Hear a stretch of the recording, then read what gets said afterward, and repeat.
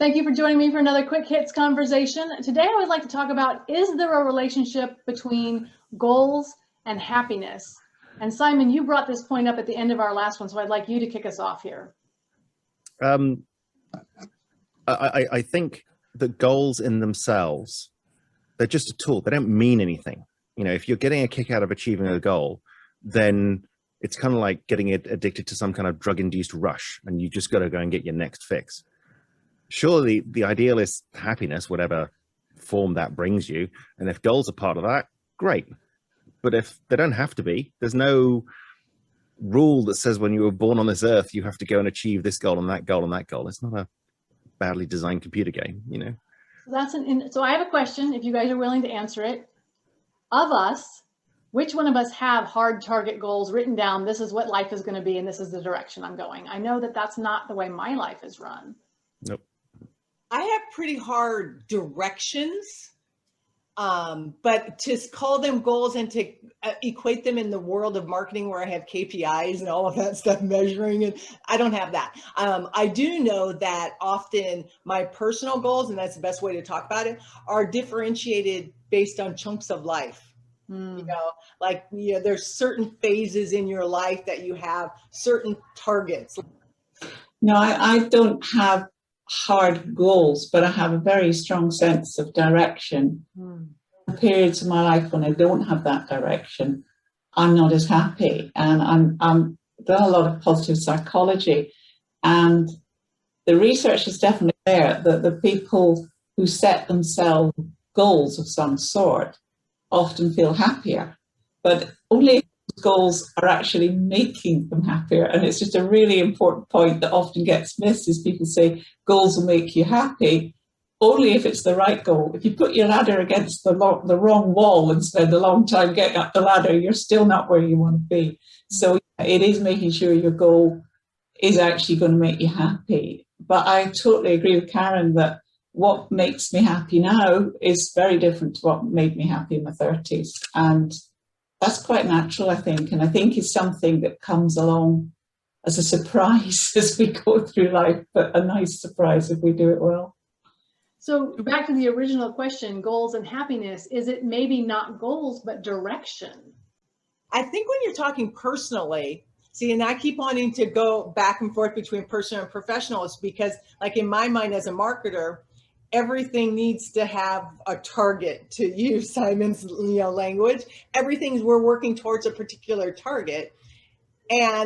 But the beauty of a little bit of marketing is that if you're going away and you see something greater happening, you can always veer and go the other way. And I think that that's somewhat what we need to look at personally and stop holding ourselves to such ridiculous standards.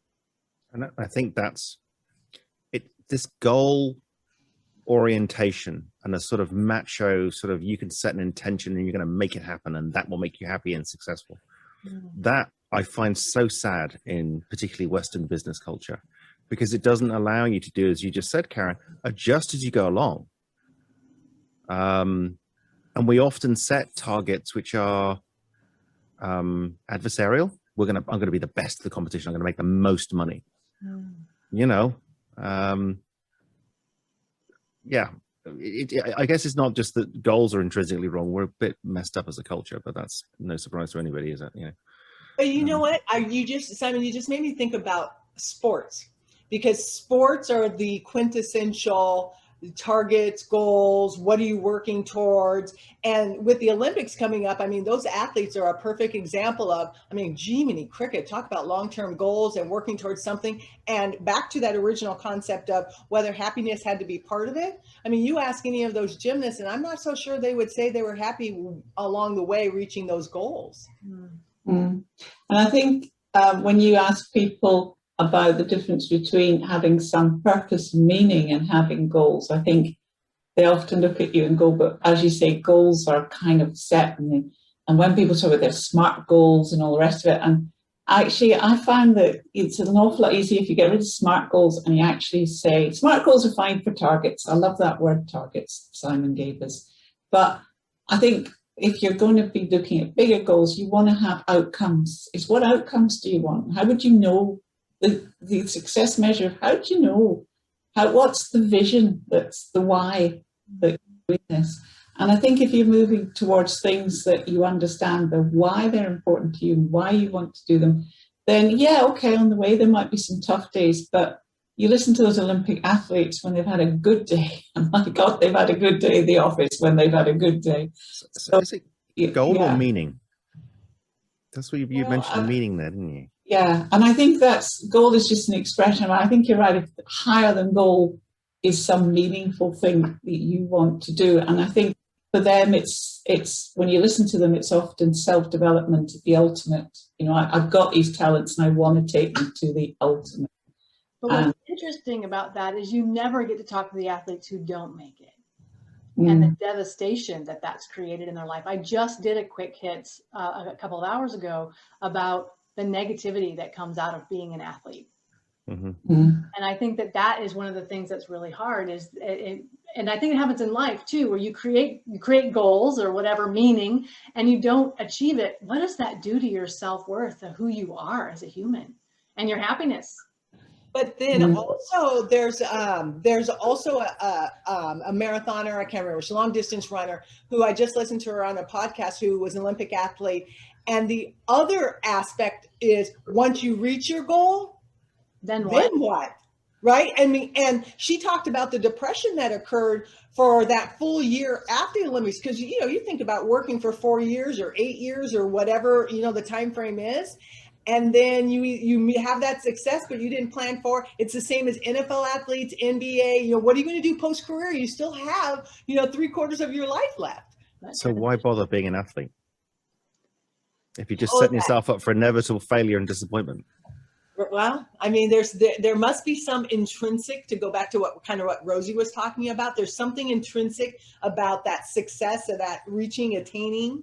Well, having been an athlete, I can tell you there is no high better than the high that you get when you work your tush off for something and you get there.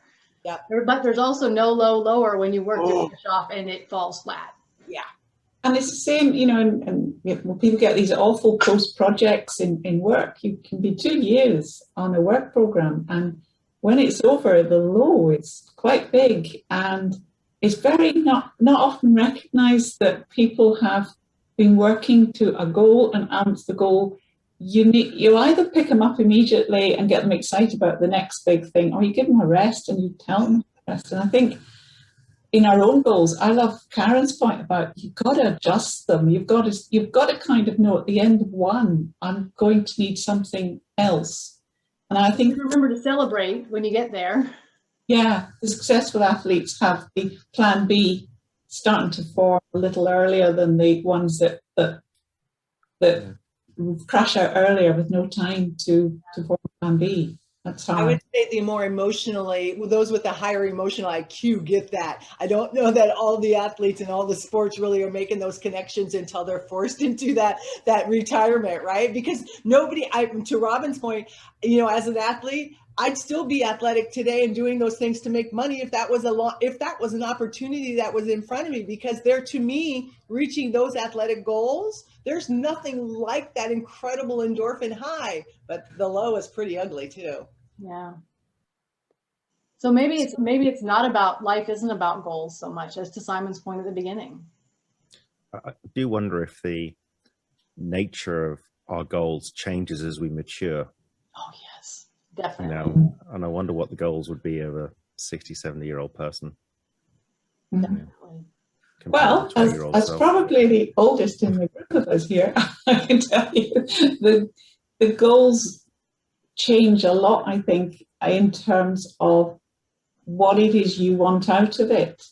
And so in your 30s, your 20s and your 30s, you're trying to make your mark and you're trying to sort of be your best at something. By your 60s and 70s, the people I coach in that area, they're wanting to use what they've developed to help. So it really does seem to change to being much more a giving back mentality, because they've done what they want to do. And if they haven't done what they've done, then they might be lucky enough to go and keep chasing, but they might have to accept that life has changed and this is the point we're at now. Well, that's our 10 minutes, so I'm going to cut us off there. Thank you for having this conversation with me about goals and happiness. It's very enlightening. I appreciate it. We'll have another conversation very soon.